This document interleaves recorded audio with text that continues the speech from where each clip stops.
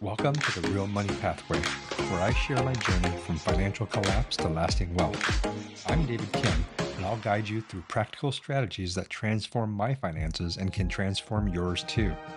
Let's build your pathway to financial freedom. The content of this podcast is provided for general information purposes only and do not constitute financial advice. Listeners should not act upon the content or information here without first seeking appropriate advice from a financial professional. Welcome back to Real Money Pathway. I'm David Kim, and we're continuing our protection and security focus in Season 2. Today, we're talking about something that can make or break your financial recovery: tax strategies during rebuilding. This isn't about complex tax loopholes or sophisticated planning. This is about the practical tax realities you face when rebuilding your financial life. Let me start with a story that still makes me cringe a little. It was my second year of consulting after bankruptcy, and I thought I was being smart about taxes. I was setting aside money for quarterly payments, keeping really decent records, and generally staying on top of things, or so I thought.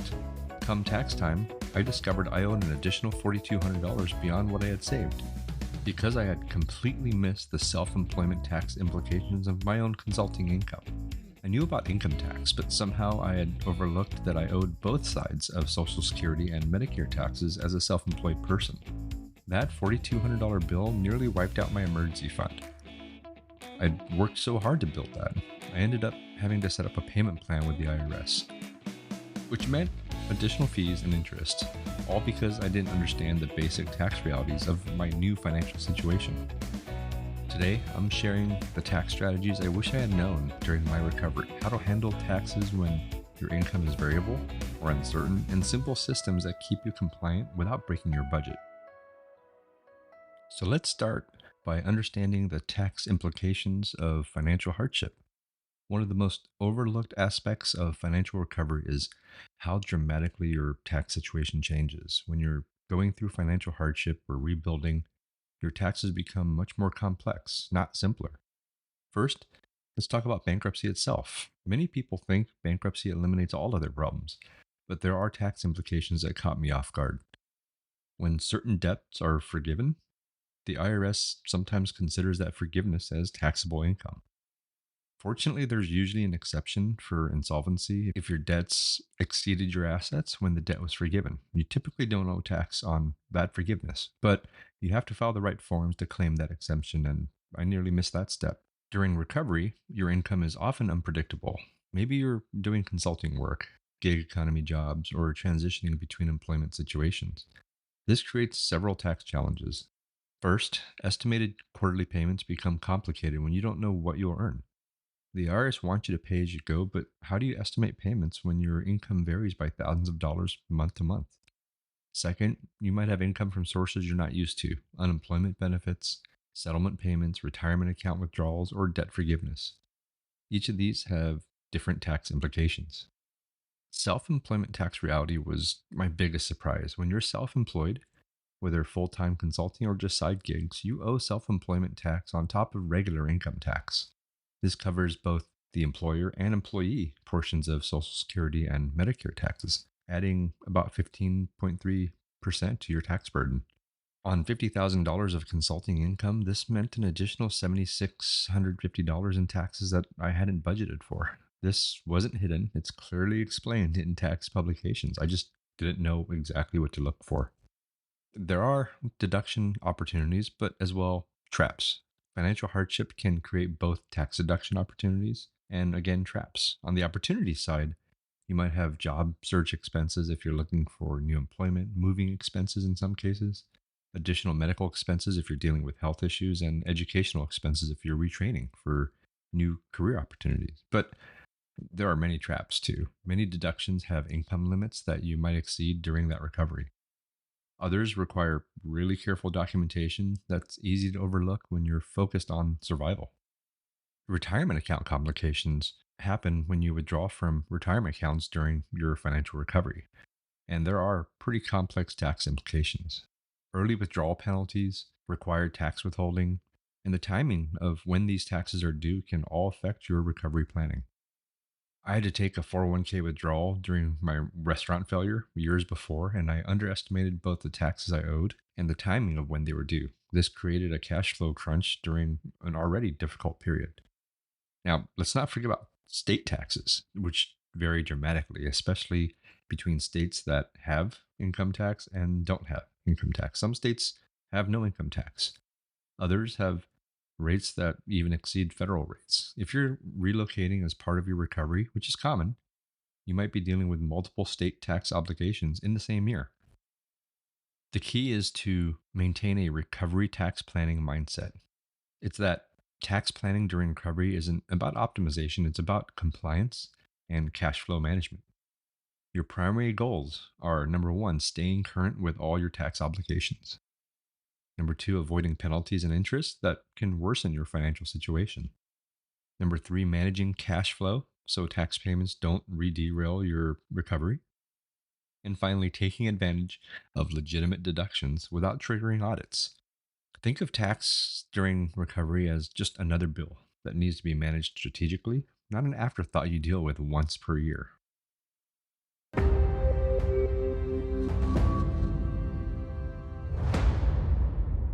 Next, let's talk about managing variable income tax obligations. Variable income creates unique tax challenges that traditional tax advice doesn't address well. Most tax guidance assumes steady employment with predictable income, but during recovery, that's rarely the reality.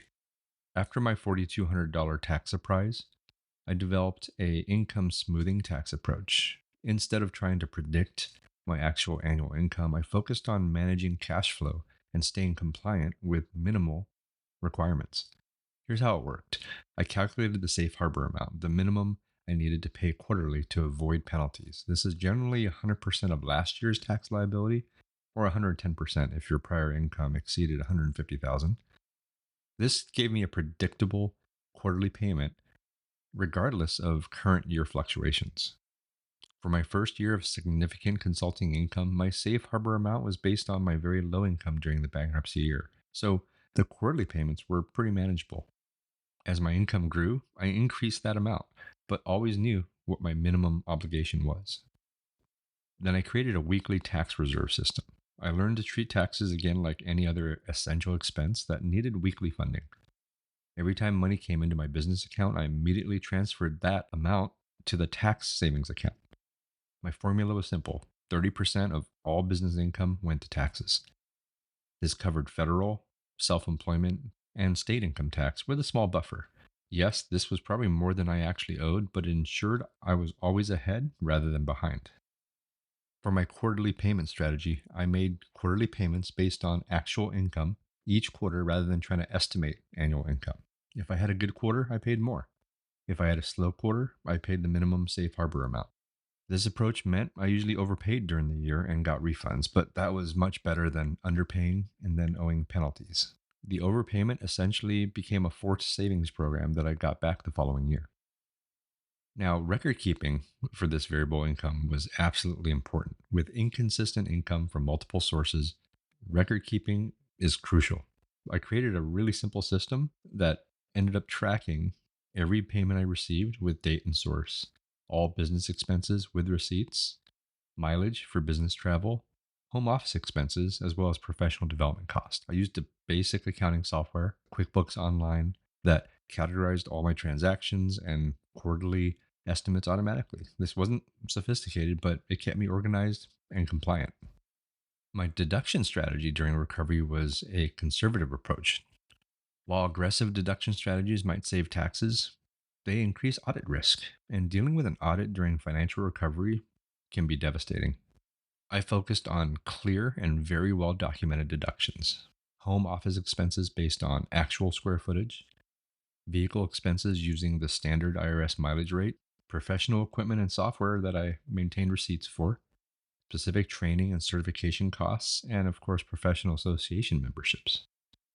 Now, despite my planning, I still occasionally owed additional taxes at year end. When this happened, I immediately contacted the IRS to set up a payment plan rather than ignoring the problem. The IRS often offers several payment plans for people who can't pay immediately. The key is contacting them before the due date and being honest about your financial situation. They're generally really willing to work with people who are making that good faith effort to comply.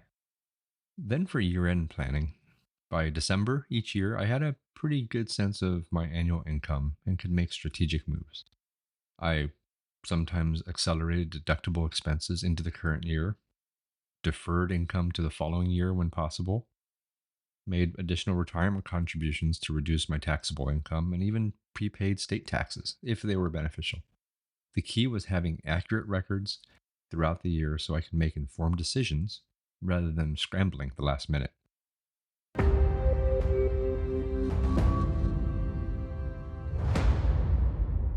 Now let's talk about building a tax management system for yourself.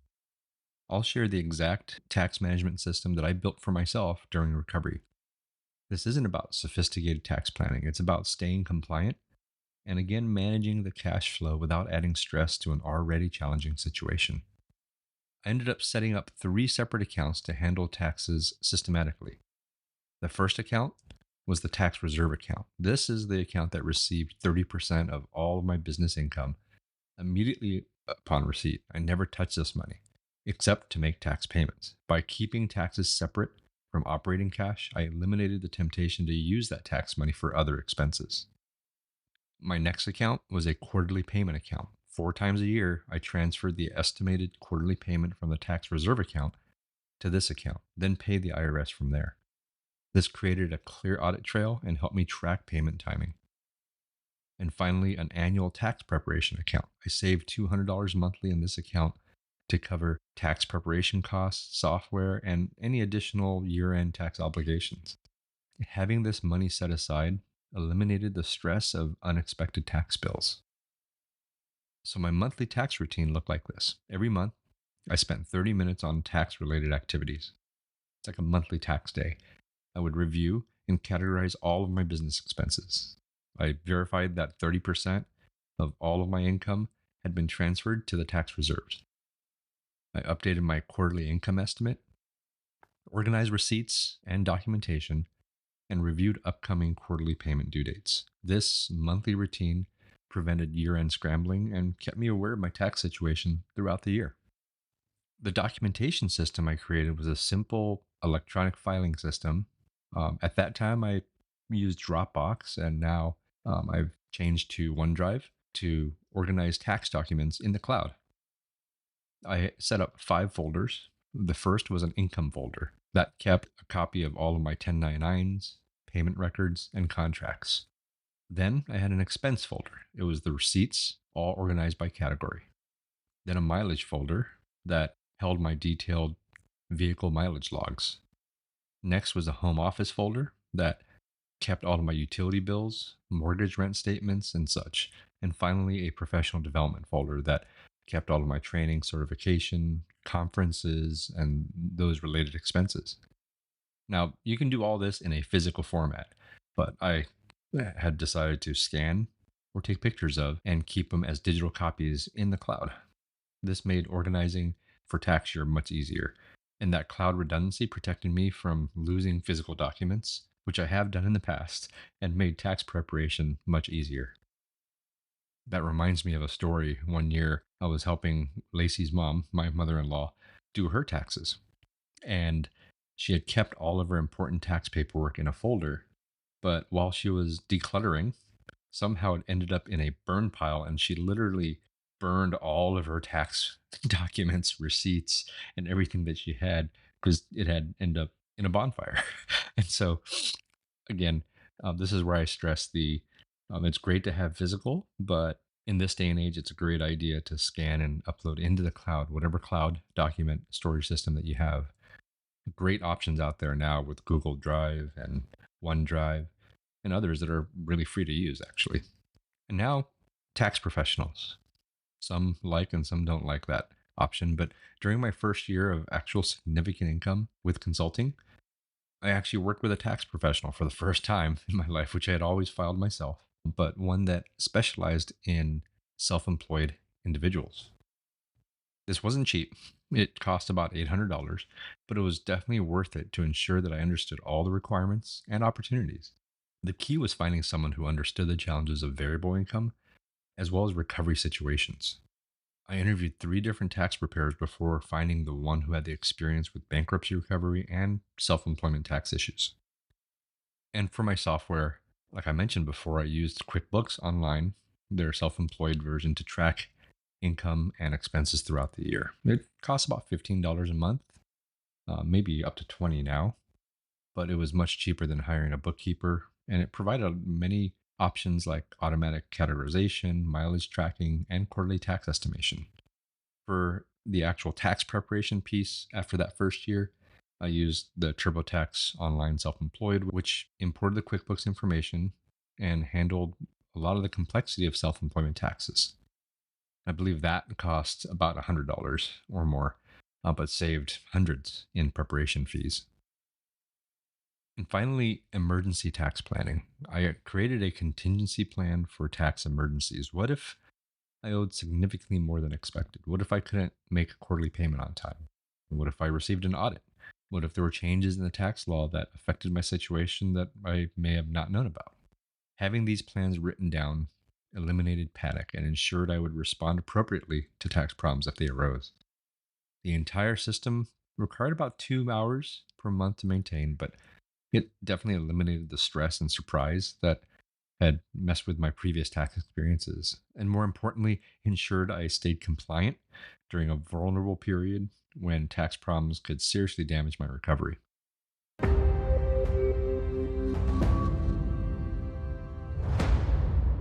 Let's make this immediately actionable for you. Specifically, tax management during recovery doesn't have to be complicated, but it does need to be systematic. Since there isn't a specific tax tool in the toolkits that I have, there's a simple system that you can create for staying on top of tax obligations throughout the year. It's a basic calendar. Create your tax recovery action plan on any type of calendar, physical, shared, what have you. And this week, assess your situation. Determine if you owe quarterly estimated taxes. Calculate that safe harbor amount that I talked about based on your last year's tax return. Open a separate savings account for that tax reserve if you don't have one already, and then gather all your tax documentation from your current year. Then set up that system. Start transferring 25 to 30% of all variable income to your tax reserves. Choose a basic accounting software or a simple tracking system. There's many more out there beyond QuickBooks. Create a filing system for those tax documents, and then research tax professionals that can specialize in your situation, especially if it's complex. Next month, establish routines. Implement monthly tax check ins, set up quarterly payment reminders, and begin organized record keeping for your deductions. And if applicable, review and understand your state tax obligations. And then finally, in the next few weeks to a month after that, plan ahead. Make that first quarterly payment if required. Evaluate whether you need professional tax help and start planning for that year end strategy. Finally, review and adjust your tax reserve percentage based on your actual income. Once your system is fully established, create a weekly tax habit. Maintain it with just 10 minutes per week. That's it. Transfer your tax portion of any new income into your reserves. File the receipts in appropriate categories under your cloud folders.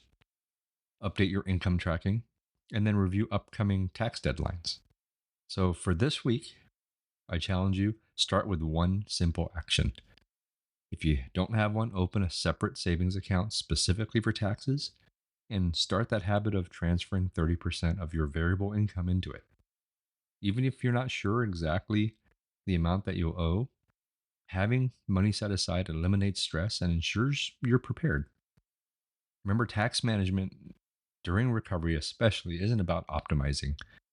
It's all about compliance and managing your cash flow that'll support your eventual financial rebuild.